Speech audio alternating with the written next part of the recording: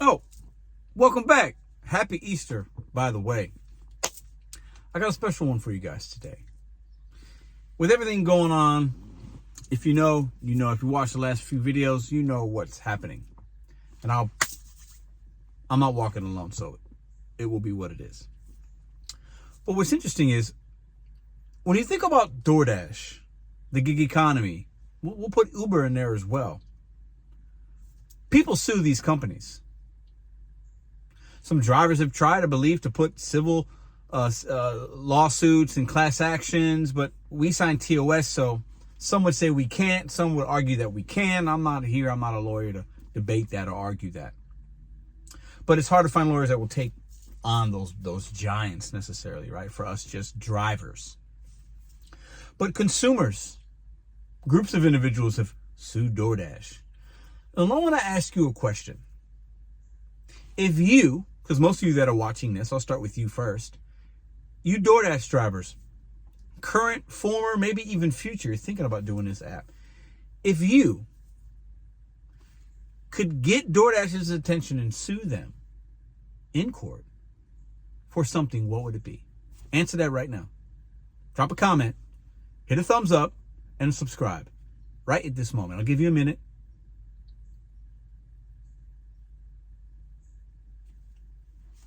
What would you sue them for?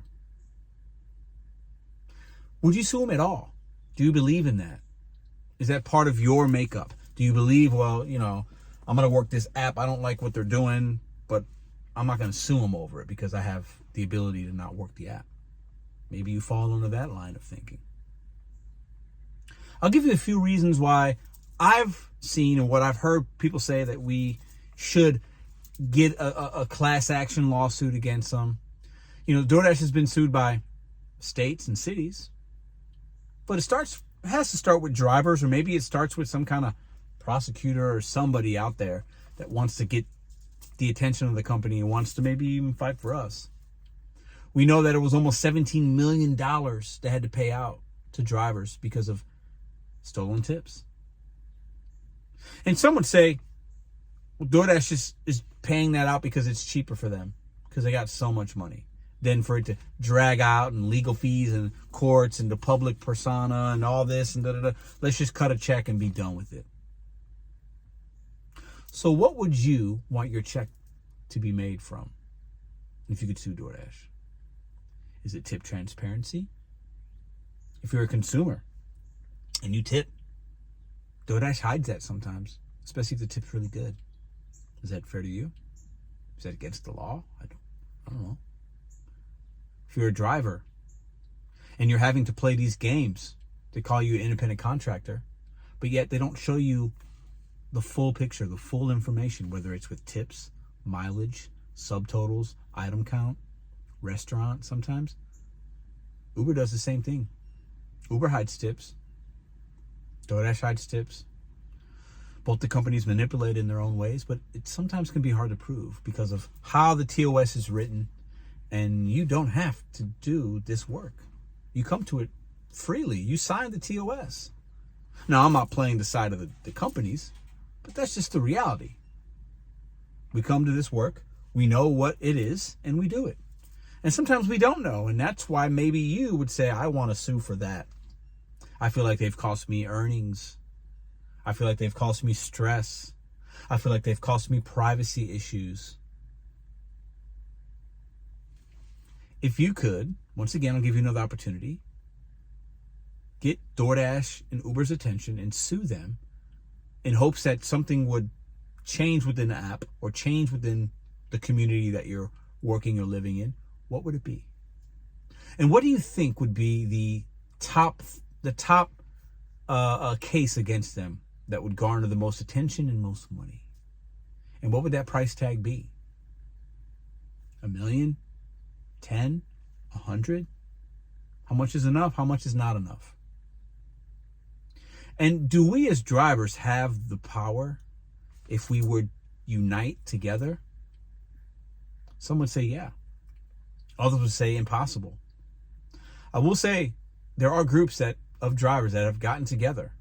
NYC has one. California has some. There's groups of people that have gotten together and they've sparked some change. It's just fact. Now, it's debatable whether or not that change is significant, long-lasting, hurts or helps drivers, but they definitely have sparked change. Legislation has happened. But what about lawyers, attorneys, and suing? Is that going to help? Would it help? What would you do? What would be your case? And are we going to see more and more of this as time goes along with the gig economy companies? I have a couple of apps that are catering apps. My opinion, based on what I've seen, based on what I've heard, they lie about the money. And they hide it. They show you this. They say it's a tip, but there's really not a tip. It's funny money. Is that something to take them to court over? I don't know. I'm asking you. What would you take these gig apps, DoorDash specifically, I always mess that word up. DoorDash, that app, what would you take them to court for if you could? If you could get a lawyer and attorney and it would back you and it wouldn't cost you any money and you would want to go to trial, you'd want to go in front of your peers, you'd want to go and hold that company accountable for something that you believe they're doing that is not just, not right, unlawful, whatever word you want to use, what would it be? I open it up to you. I can imagine there's going to be various things there. And also, I'll leave you with this final thought. Have you read the TOS? A lot of times these updated terms of service or community guidelines, they all have them. They either right as you get on the app, as you're approved as a driver, or sometimes they get updated so right before you're supposed to dash or log on or work, it tells you right before you want to earn money. So are you really reading all that? Or are you just, I got to make my $100 a day. Let me just accept it. Do you know what's in there? I've talked about it a few times. And I'll be honest, I don't read every single line. I thumb through it. I know the risk I'm taking when I work these apps. I know what they're about. And I'm going to do what I got to do for me, and I'll let the chips fall where they may. Because I've always thought, I love the freedom and flexibility, the independent contractorism. Like, I like that part of this gig, and that's what keeps me in it. Because I'm free mostly to go in what apps I want and do this and stack and multi-app and have a day off and do this and come back to it and not work for a couple weeks and come back to it when I need to it, work more if I need to it. I love that. Oh, there's a lot of flexibility within it, so I continue to stay in it. But part of me believes, like I've always thought, can we have that, but then also ask for what some would consider in traditional senses benefits, employee kind of benefits and expectations? I don't know. The answer will be different for many. If I were to put a poll up, I bet it'd be, who knows? It'd be pretty close, I think. People that would want to do it and then not do it. And if we did it and we won, would there be a company left to earn and make money on? Would the company be different? Would they take those losses like they do, in my opinion? They take those losses at $17 million they got to pay out over the course of time to the drivers. That settlement that happened.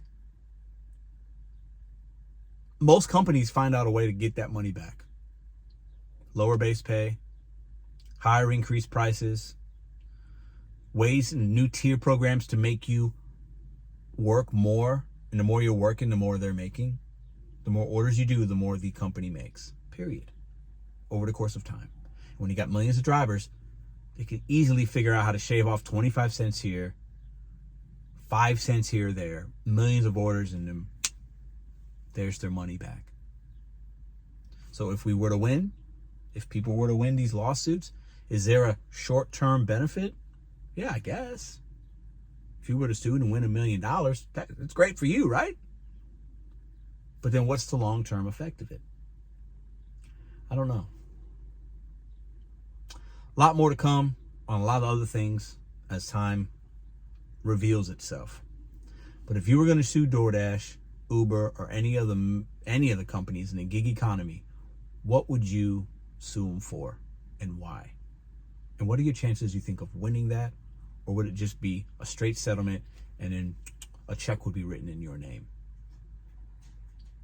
Would you be good with that? Is that how you want to make money? I ask you that question today. Happy Easter. Appreciate y'all. I'll end the video the way I started it.